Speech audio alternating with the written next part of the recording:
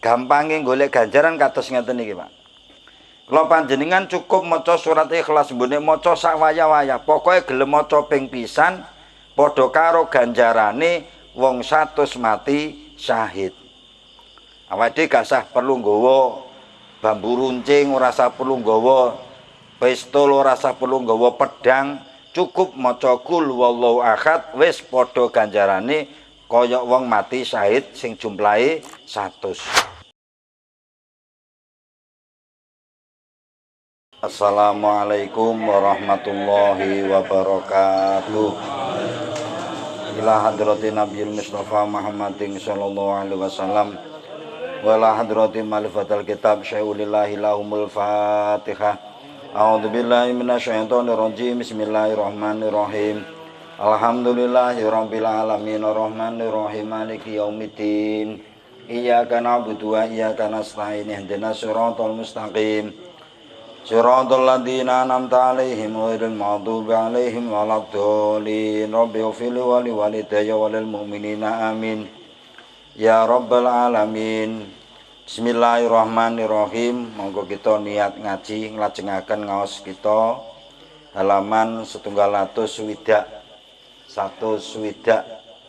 Al Hadisus Sadisa Asyara 160. Bismillahirrahmanirrahim. Al Hadisus Sadisa Asyara utawi hadis sing nomor 26. Hadise an Ali bin Abi Thalib saking sahabat Ali bin Abi Thalib karamallahu wajhah. Anahu satemene Sayyidina Ali iku kala dawuh sapa Sayyidina Ali, kala dawuh sapa Rasulullah sallallahu alaihi wasallam.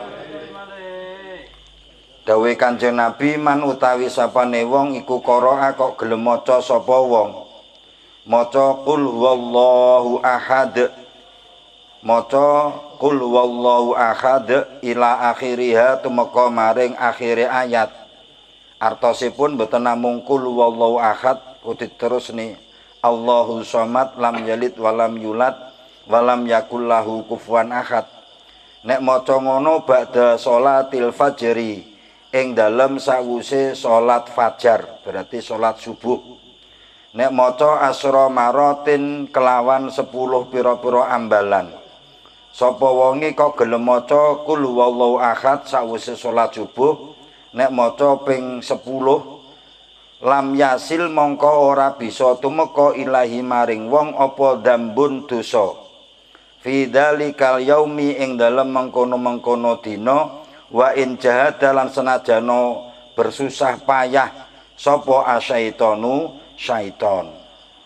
Wong kok gelem maca qul huwallahu ahad sampai tumeka telas sawise salat subuh nek maca ping 10, maka wong niku wonten ing dinten niku mboten badhe gawe dosa. Senajana setan niku berusaha semaksimal mungkin nggodha wong niku, maka wong sing gelem maca ora bakal duwe dosa, artine terjaga sangka dosa. Dadi niki fadilahe qul wallahu ahad perlu kula panjenengan lakoni niki. Jadi sebagai benteng kula panjenengan, sebab awake dhewe niki terkadang ya jenenge wong mbok menawa enek sesuatu sing dadekne awake dosa dibentengi utawi dipageri karo qul wallahu ahad. Setan nggodha kaya apa? Tapi nek awake dhewe istiqomah ajeg nek maca ping 10, insyaallah ora bakal dadi wong sing duwe dosa wonten ing dinten niku. Jadi dalam satu hari direksa karo Allah Subhanahu wa taala. Wa ya utawi surat qul huwallahu ahad iku surat makiyatun sing bangsa makiyah. Surat sing temurune wonten ing Mekah. Wa ya utawi surat qul huwallahu ahad iku arba'u ayatin wonten sekawan ayat. Qul wallahu ahad saayat. Allahu somad lam yalid walam yulad walam yakul lahu kufuwan ahad niku wonten sekawan ayat. Wa khamsa asrota lan 15 apane kalimatan kalimai wonten gangsal 12 kalimah.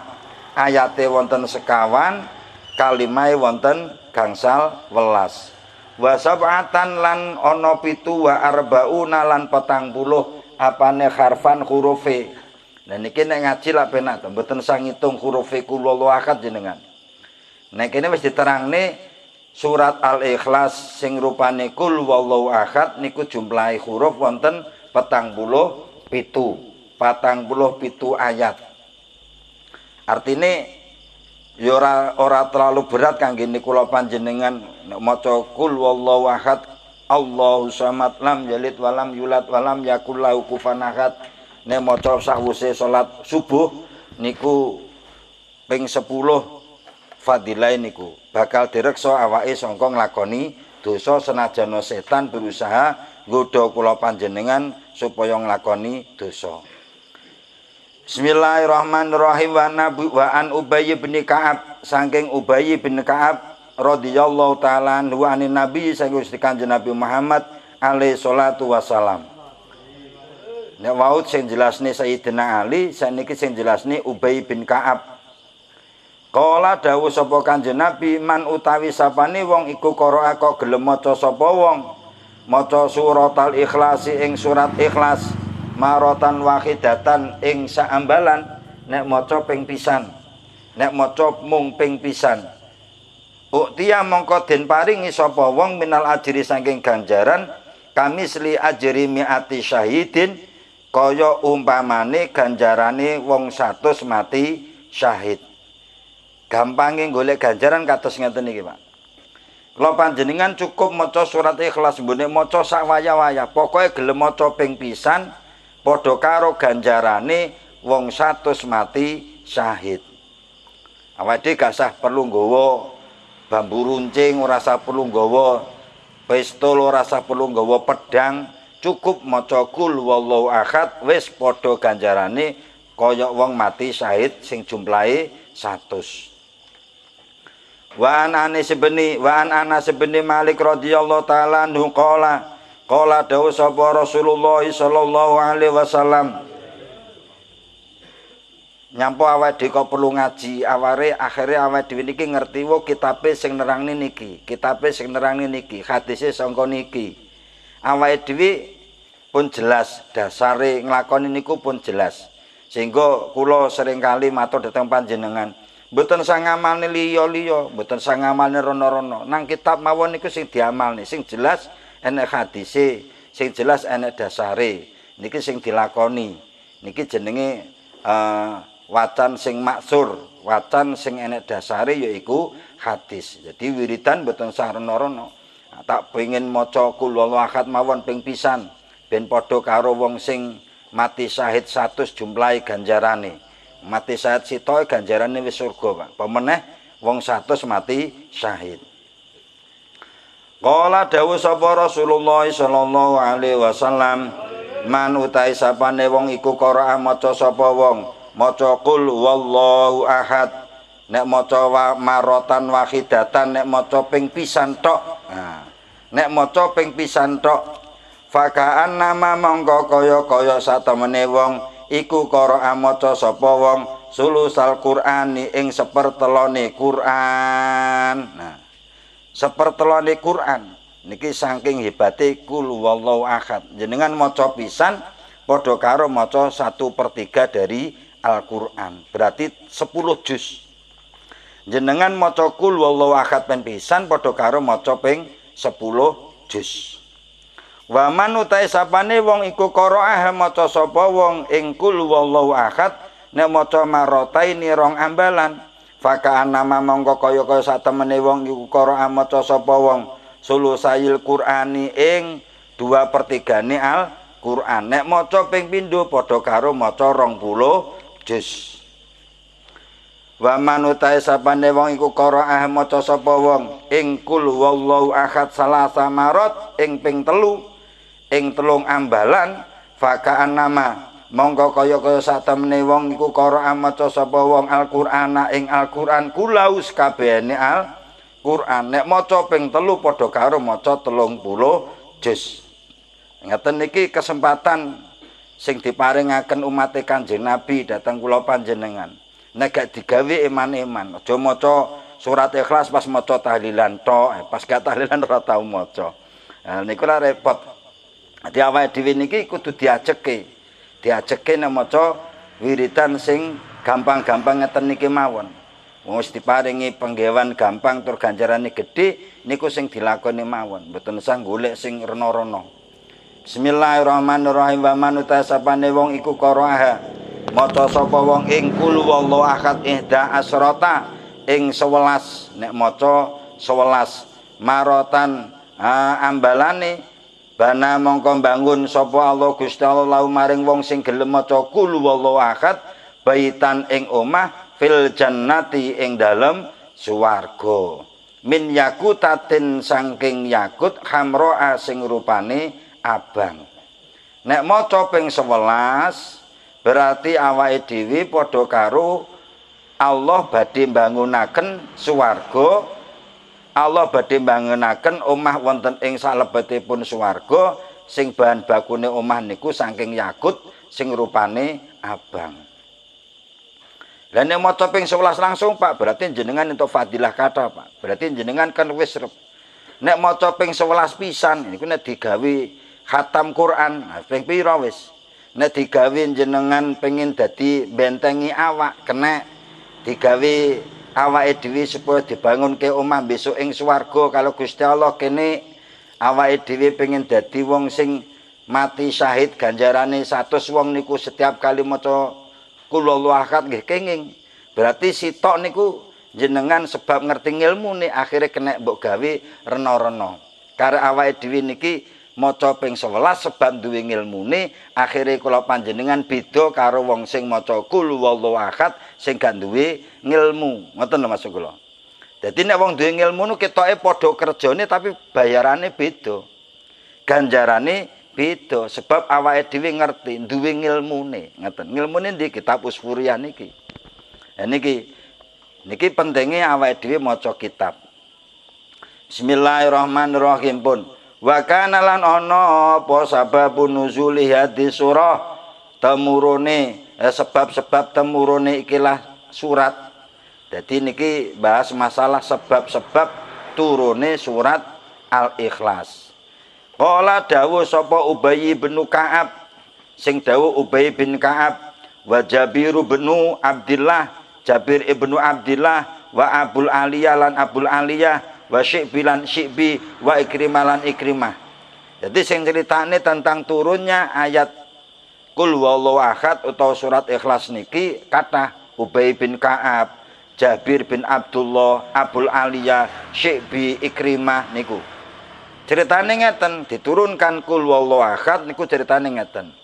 Ijtama'a padha kumpul sapa kufaru Makkah wong kafire Mekah wa hum utawi kafire Mekah mau iku Amir bin Tufail sing pertama wong kafir Amir bin Tufail wa Zaid bin Qais Zaid bin Qais wa ghairuhum lan sak liyane kabeh wong loro mau hadaru padha hadir sapa ahli Mekah wa qalu lan padha ngucap sapa wong ahli Mekah. Wong ahli Mekah kumpul dadi siji teka dateng Kanjeng Nabi. Niki dadi ahli Mekah niku semayanan nglumpuk dadi siji akhirnya terus teka utawa sowan dateng Kanjeng Nabi. Sing tujuane sowan dateng Kanjeng Nabi niku namung pengin matur dateng Kanjeng Nabi. Wa qaulu lan padha matur, padha ngucap sapa wong kafir Mekah, ya Muhammad Muhammad, sif nyifatono sapa sira, sif nerangno sapa sira Muhammad, lana datang kula robaka ing pangeranmu. Muhammad sampean terangne pangeranmu sajane piye to? Amin dahabin. Apa to pangeranmu ki sangka emas? Jarine wong kafir. Apa pangeranmu ki sangka emas Muhammad? Au ming fiddatin utawa pangeranmu ki sangka perak Muhammad. Au khadidin utawa pangeranmu ki sangka wesi Muhammad. Au nuhasin utawa pangeranmu ki sangka tembaga. Niki bahasane wong kafir Mekah niku ngoten. Fa inna alihatana mongko satemene pangeran kita, pangerane wong kafir iku min hadil asya saking ikilah pira-pira perkara. Sebab pangerane wong kafir niku ketok wujude. Enek pangeran sing sangka emas, enek sing sangka selaka, enek sing sangka wesi, enek sing sangka tembaga. Sehingga dhek takok, "Lah pangeranmu ki sangka ndi Muhammad?" Ngoten. Faqala mangko dawuh sapa Nabi Muhammad sallallahu alaihi wasallam, "Ana Rasulullah, ana utawi ingsun iku Rasulullahi utusane Gusti Allah." Aku ki utusane Allah. Innallaha satemene Allah iku la yusbihu ora nyerupani sapa Allah, ora nyerupani syai'an ing suwiji-wiji. Aku ki utusane pangeran, utusane Allah. Lah satemene Gusti Allah ki ora enek sing iso nyerupani. Sesuatu apapun boten saged nyerupani dhateng Gusti Allah. Wala aku lan ora bisa ngucap sapa ingsun lahu maring Gusti Allah syai'an ing suwiji-wiji ming tilqa'i nafsi saking kepareke awak ingsun. Lan aku ora iso ngomong tentang pangeran sebab aku saking cedheke, saking cedhekku datang pangeran sehingga aku gak iso ngomong pangeran niku sangka apa. Mboten saged. Dadi nek kula panjenengan niku sampun cedhek niku mboten usah perlu nerangne apa sing panjenengan cedheki, ya wis cedhek ae. Aku wis ora iso ngomong, wong aku wis seneng kok. Nyapa kok seneng ya ora pokoke aku seneng. Nyapa kok cedhek pokoke aku cedhek ngoten. Apa sebab awakmu dikei kopi? Ora. Apa sebab ngoten? Ngoten niki penting. Jadi saking sebab cedheke Kanjeng Nabi datang Allah sampai Kanjeng Nabi mboten nate dawuh tentang Gusti Allah. Fa anzala mongko nurunake sapa Allah taala Gusti Allah taala hadi surata ing kilas surah.